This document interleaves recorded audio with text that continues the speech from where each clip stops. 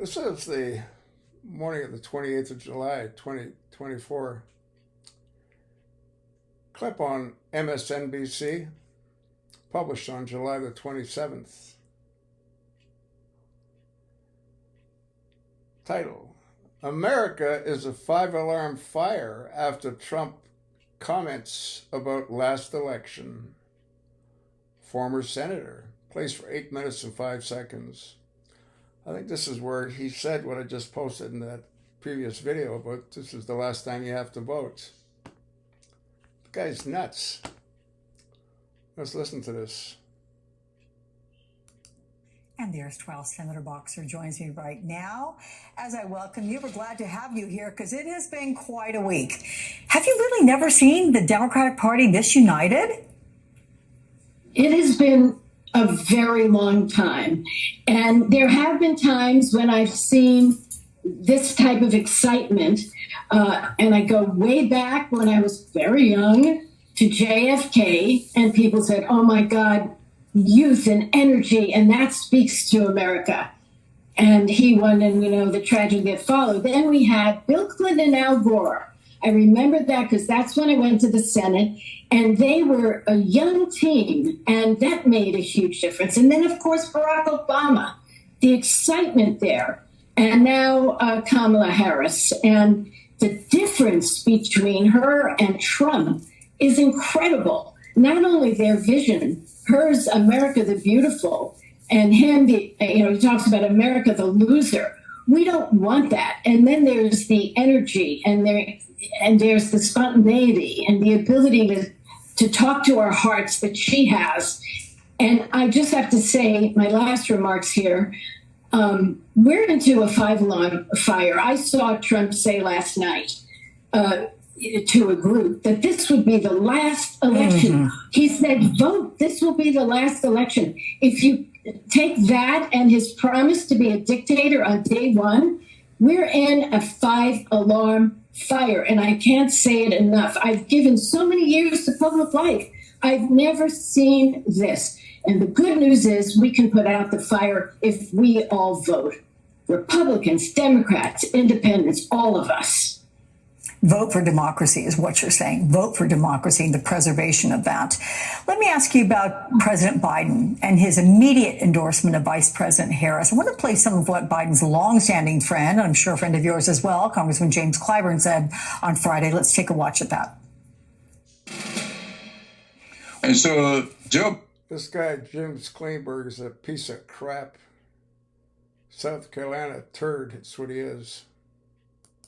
And consider himself with a very special place in this nation's history. He served for 8 years as vice president to the first African-American president. Hey, Obama wasn't an African-American president, you fucking moron. He is a radical extremist Muslim. You should know that. You're African-American and he's not, you dumbass. He picked as his running mate the first woman to be vice president of the United States. He didn't pick shit. Obama picked camel face on her knees. Biden doesn't even know what day it is, doesn't even know where he is. And he has handed the torch to a woman. This guy's a senator. Handed the torch. Who could very well be the first woman president of the United States. That's debatable. Could be a tranny, too. I did a video. You see the hands. The hand is very, very clear. An extended ring finger is usually indicative of a man. And Harris has an extended ring finger, according to the photograph that I posted in that link that I attached. Let's go back and listen to this jackass continue blabbering. As energized as Democrats are, do you get the sense that they've had a chance to fully appreciate? Let's not forget the open borders that Camel Face is supportive of. Over, 9-10 million illegals? She was supposed to be the border czar. She's never even gone down to the border. It's a joke. The bitch is worthless, if it's even a bitch. the historical significance of Joe Biden's impact? Maybe not, but what This is Barbara Boxer. She's a retired senator out of California. they are doing is looking at themselves, their life. What would their life be like under a Donald Trump? Women will be forced to give birth. There won't be contraception. They want to end and change forever Social Security and Medicare. And they want to deport millions of people. And that Yeah, they want to deport millions of people that don't belong here, you stupid bitch. will break up American families. So people are looking at the future, not even to mention how bad a record that Trump had on jobs and how great a record Biden and Harris have had. So The reason that Biden-Harris might have had a good record on jobs is because Trump emptied the job market with COVID-19. I don't know that most people have looked at Joe at this point. They're so excited looking to the future. But I can tell you, from my standpoint, Harris is a cackling idiot. stepping aside so selflessly and throwing his support to Kamala Harris, that saved us the chaos that would have ensued on an open convention that some were calling for. We still have a chance for other people to run, but his endorsement solidified it. She is prepared. If you look at her and you look at Trump, just their personal stories, she is the personification of the American dream. The American nightmare is what you mean, not the American dream. She got into politics, climbed the ladder of success on her knees. Look, I'm the daughter of a refugee, my mother. My dad was born in America, the only one of 9 children.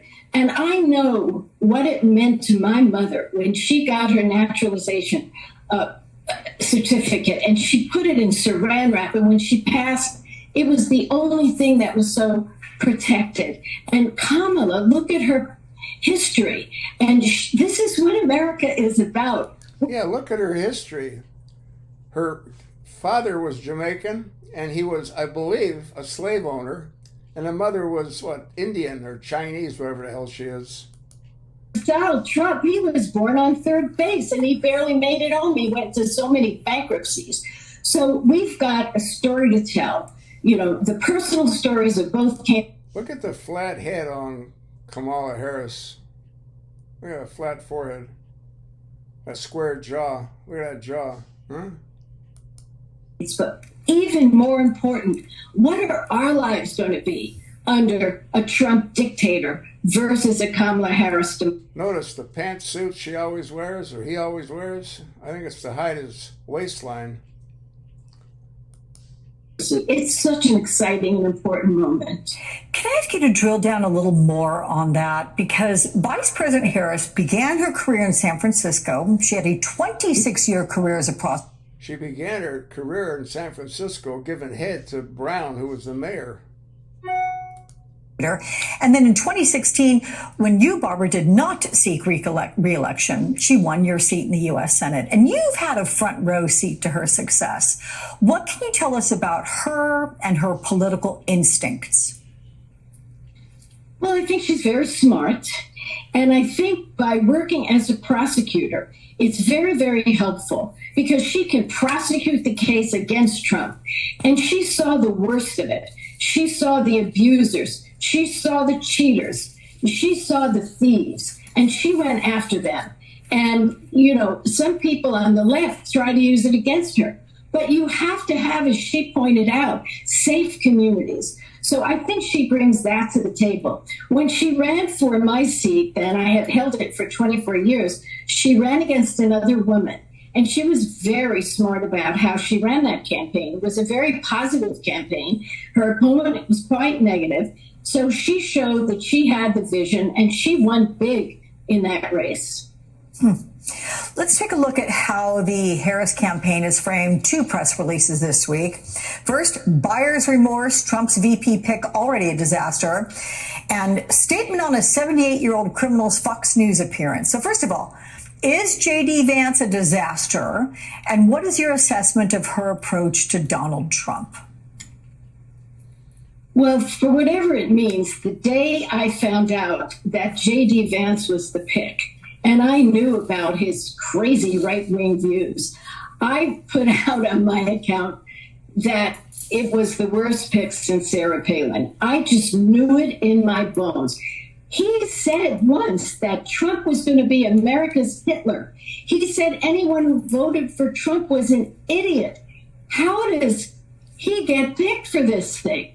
I mean, you talked about how Kamala is looking for a running mate. You want to find someone that you have a rapport with. But then again, you look at Trump, look what happened to his last VP. He almost killed his last VP.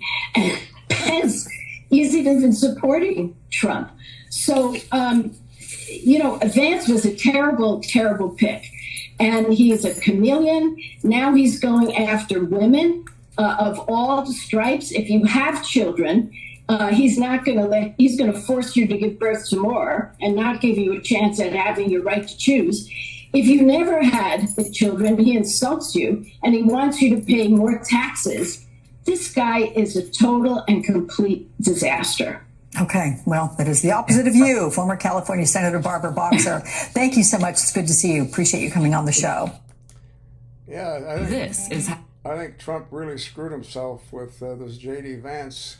Guy wears eyeliner. I think he goes both ways, you know. I mean, he was a good friend of Peter Thiel, and Peter Thiel's a full-blown homosexual. I did a video about it where he's proud of being a homosexual. I mean, the whole thing's insane. We got homosexuals everywhere. I mean, Apple's run by a homosexual. Our transportation system's run by a homosexual. Our government was run by a homosexual for 8 years with Barack Obama.